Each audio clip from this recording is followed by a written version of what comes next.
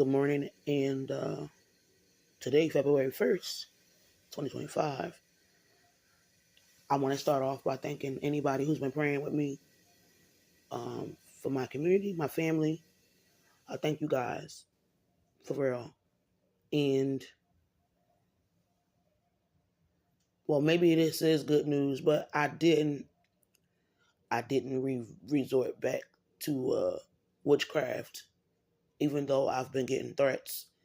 And even though the stalking has ticked up a lot, a lot, a lot. And it's interesting because it used to be I could get dressed and throw my clothes on, and they might have to try to like guess where I might go, and they might get frustrated because they guess wrong. But it's no doing that now because they know all the places that I normally frequent, and they know when I normally go. Over the past 3 years, 3 or 4 years, it's been so many new people that moved around here. It's unrecognizable, but it's kind of insane to think that a lot of these people around here are literally here for one person. Literally. And I be looking at the look on their face. Some of them, this is like a form of entertainment or a movie or something like that. And whether you believe in God or not, whether you're a Christian or not, I do feel like everybody has a right to defend themselves. Um, it just seems like people making me seem like I'm the problem, especially because, well, on Twitter a few days ago, I actually said that if any New Jersey Transit employees are allowing or facilitating or condoning people harassing and even getting physically violent with customers that's just minding their business, right? And let's just say it's serious bodily injury, like somebody end up missing an eyeball or something like that, um, or who knows, or worse, there's loss of life. Then not only should the employees not have a job anymore, but I think the family members of that individual and or let's just say that individual who lost the eyeball, let's say they've survived. Let's say they survive. Then they should be able to like sue. And I don't even like bringing it up, but yeah, it's been cold up here. I'm in New Jersey. It's been freezing cold. Imagine a bus terminal you've been going to for a few years with no problems. And maybe like a month ago, you've been seeing a group of interesting individuals showing up. And like people are drinking there, running their mouth, starting problems. They're loitering. It's like they done took over the whole terminal. But they not really there to catch a bus because you as you sit there and wait for your bus, which is sometimes 20 or 30 minutes long, which is very suspect to me. As you wait for your bus ride home, you see all these other buses coming, and you don't see them catch that not one bus.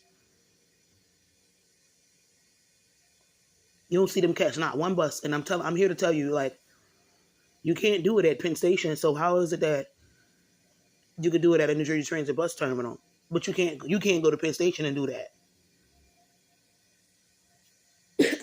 And it's one thing if you loiter or if you homeless and you just sit inside the terminal, but you're minding your business. You're not bothering nobody. It's a whole other ball game when it's almost like you got free reign to just do and say whatever you want to do. And ain't nobody that work in that facility checking you or telling you, listen, if you can't keep to yourself, if you're going to be in here bothering people, you got to go. Because you're not going to do that on my watch. Not while I'm on the clock.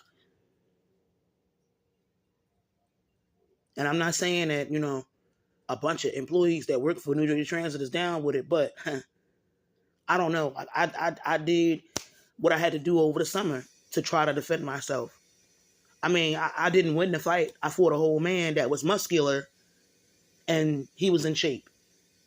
And if anybody's seen me lately, I haven't been in shape. I've been grieving and I've been stressed out. I've been depressed.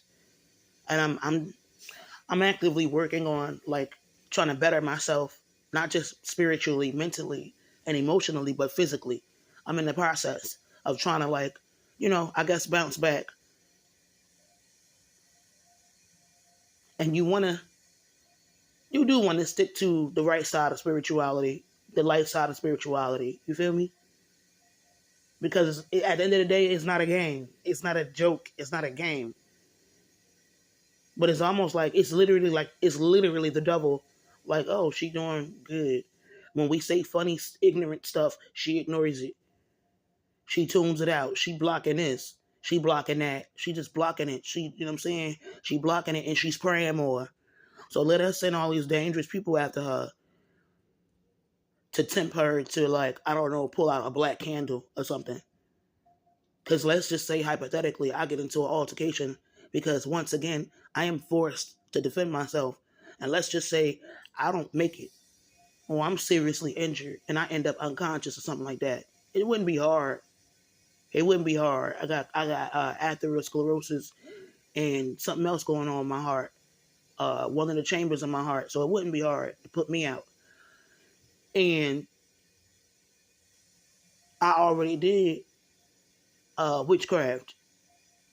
It's gonna come. It's gonna come to whoever, you know what I'm saying, hurt me. It's definitely gonna come.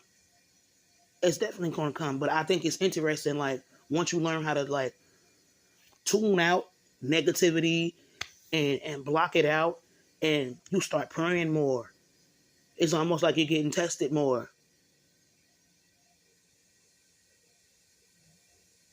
And it's funny now because it used to be, yeah, I might have talked about it.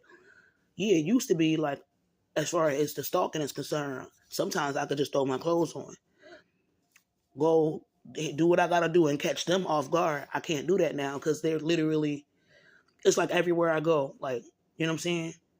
Everywhere I go, even if I don't talk about where I'm about to go before I leave my house.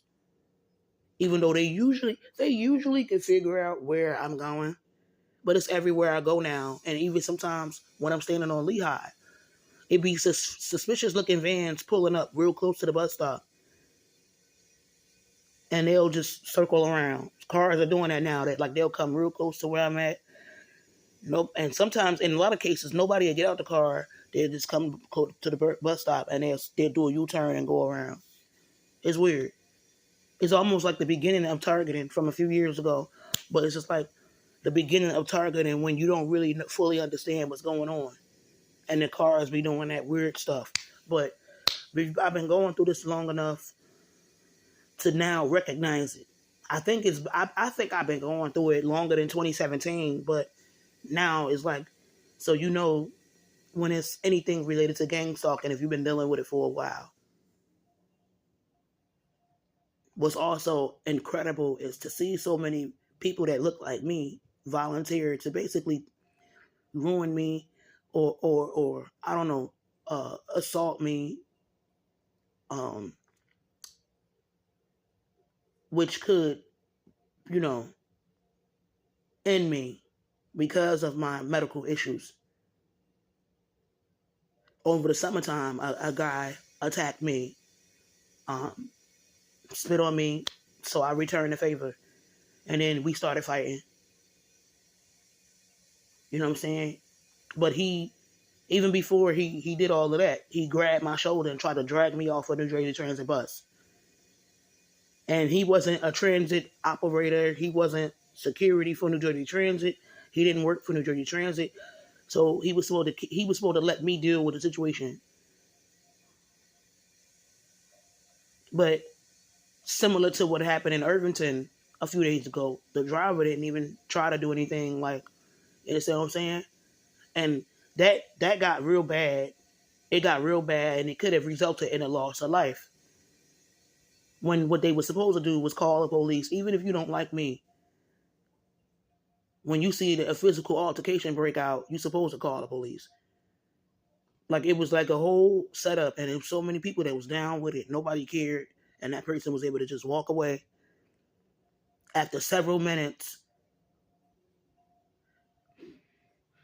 So yeah, I haven't gone back to the black magic thing, but when you feel like there's a bunch of dangerous people following you and they might be extremely violent, they have the propensity to be extremely violent, you might be tempted to do a whole lot of stuff that has nothing to do with God, things that are ungodly.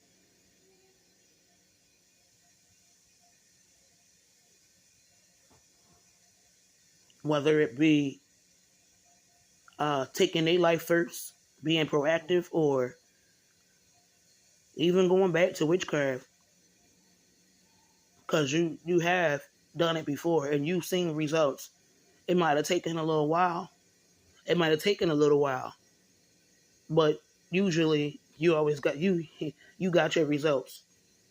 And even if it didn't come at that person, it came at somebody around them. This has nothing to do with, and I'm talking about you've never gone to a hitman or to no domestic terrorist. Like, look, I'm having beef with this problem. Can you go handle that? Nah, I'm talking about something that you've been working on since junior high school.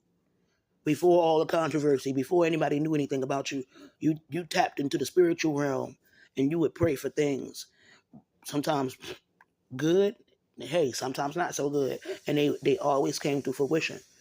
It might have taken weeks, sometimes months, sometimes maybe years, but you usually got what you want eventually. Eventually. Even when it came to romance, praying for certain romantic partners, and they turned out not to be what you wanted them to be. You prayed in junior high school, but years later, you actually got a chance to be with that person. Years later, when you learn how to take care of your body, you know what I'm saying? Take care of your skin and your hair and maintain your body weight. Maybe you wasn't pretty back then, but now that you learn how to maintain your physical appearance and your health, naturally you're attracting more people. Something else you prayed for, you prayed to the Almighty that that to make you more attractive, to give you more self-esteem or whatever, or confidence. Even though sometimes what some young women think is confidence, it's not confidence. Sometimes it's like,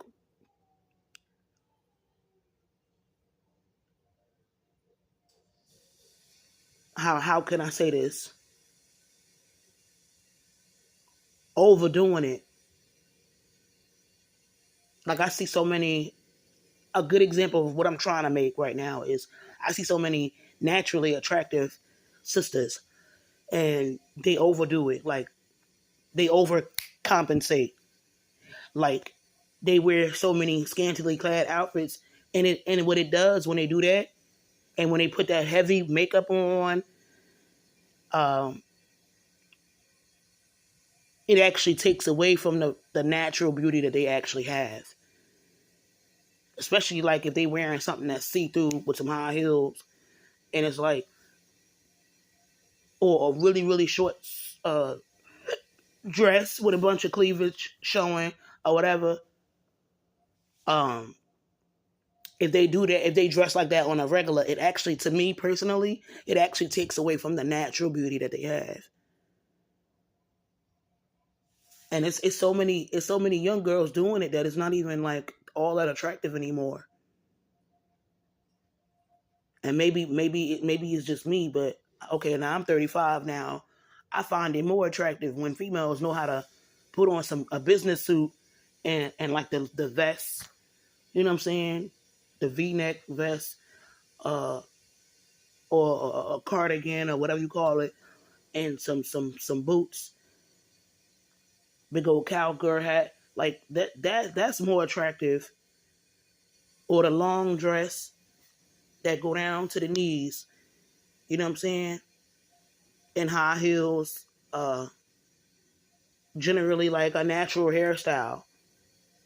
Even if they're using extensions, like it's like faux locks done real pretty, not too much makeup, or like something with braids and an afro, something like that. Like that's more attractive to me than some of the girls that put on the lingerie cat suits and like the lace suit that go all the way down to right here, but you can see through the whole thing, like a bodysuit that you can see through. Like it's I don't know, it's kind of like played out because so many young girls want to do that. So when you see the ones that are naturally really really good looking and they don't really have to do too much, and they might wear some long jeans and like a white blouse, a button up, you know what I'm saying, with the hair tied back, and some like I don't know ankle boots or something like that, or like that's so sexy, like that's so attractive to me. And speaking of attractive, and certain sisters that try to overcompensate, like I've been there, I've been there, and it's not so much so that.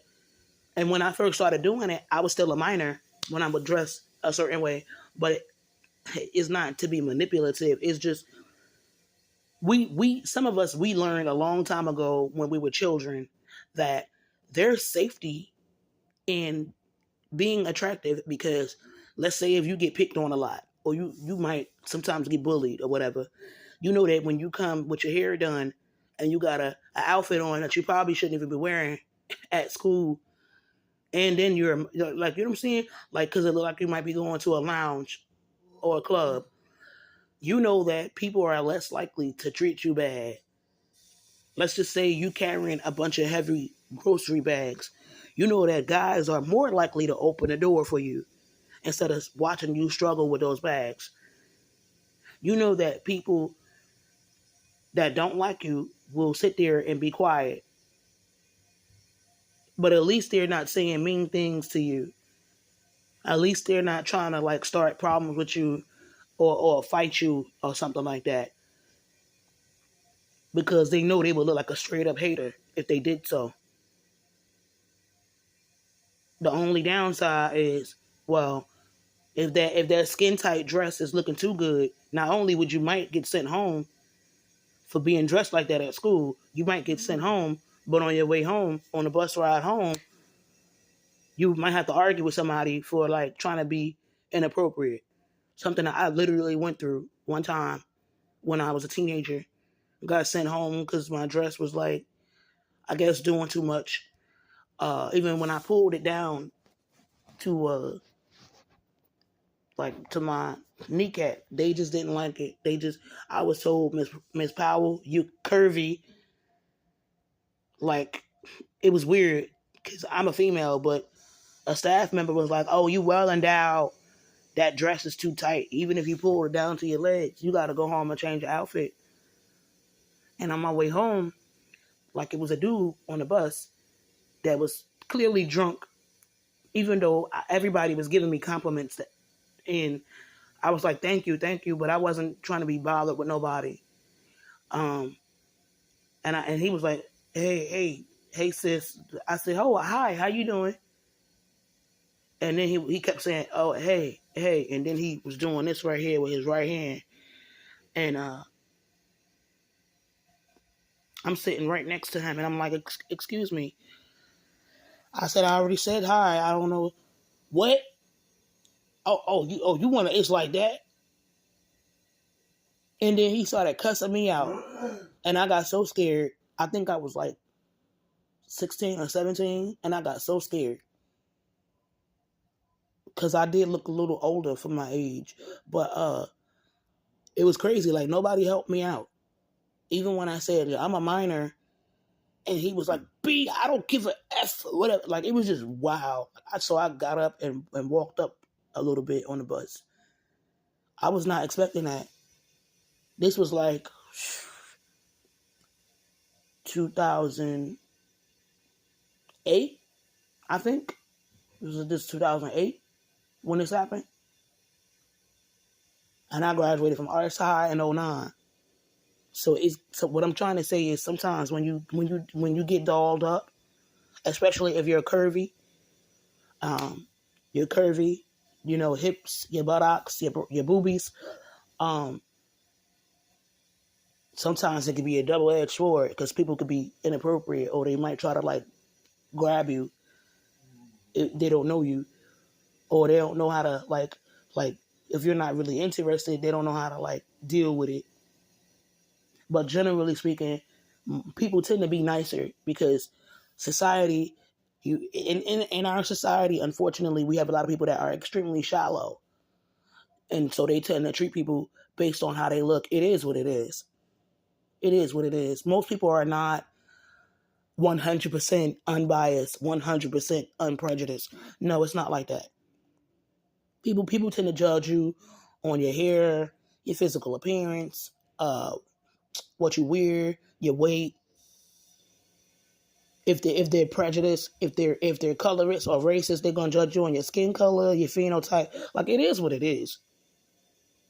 It is what it is. But a lot of us, dark skinned girls, like we learned that, like let's just say if we curvy, right? Big boobs, hips, um, derriere is kind of like big. We learned that if we put on like a skirt and some heels or whatever, we learned that we're less likely to be bullied. If we're curvy, um, we're less likely to be picked on. People tend to be nice to us or whatever. So is that our fault or is that society's fault for being so shallow? Because it's just like you just saw me yesterday wearing sweatpants, baggy sweatpants and a baggy shirt, but my hair wasn't exactly cute. It wasn't done up. And you treated me like, like I was a dog in the street. But today I step outside my house and I have a tight dress on and my hair is done up nice and I'm wearing like heels. And now you're treating me like a 100% different person, or all the negative, nasty things and the rude things you had to say to me. You're not saying anything now. Or certain guys that normally ignore you, now they being nice to you. They see you carrying heavy books or heavy bags from a store. Now they want to open the door for you. Now it's, oh, do you need a ride home? Where you going? It like, so as females, is that our fault or is that society's fault? Is that because too many people are raised to be shallow? Too many people are raised to treat people based on what they see and not what you are as an individual. Some men complain about how certain women dress themselves to try to get attention or try to get this or try to get that, when some of us just want to be treated nice. Like lately, I haven't been feeling well, but it's been extremely cold. So I'm the type of person that like I'd rather just my clothes be clean and my behind is clean. I wash my body, I wash my hair, I put on my clean clothes. It's cold outside. I don't really like to get dolled up for cold weather. I'm gonna get dolled up for cold weather for who? And I got health problems. I'm doing that for who? And I'm noticing like people are being a lot more aggressive towards me, and it's not helping me that I'm not lighter than a paper bag, and I don't have a like thin, uh, like I don't have like I don't know. It's not helping me to have the phenotype that I have and the complexion that I have, and I got a big old winter hat on and big baggy sweatpants and whatever. Like I don't look like I'm about to go to somebody's club or a bar. That, like I noticed that people can be very, very harsh and very like rude and insensitive generally. Like when I'm just trying to be comfortable. You feel me? I'm older. Sometimes my thyroid be acting up, my blood pressure be acting up. So I figure like I wash my body from head to toe. My clothes is clean. And I'm thinking that's all that matters, but I don't think so. Experience is showing me something different. My mother used to say experience is the best teacher in the world. And sometimes experience is the only teacher.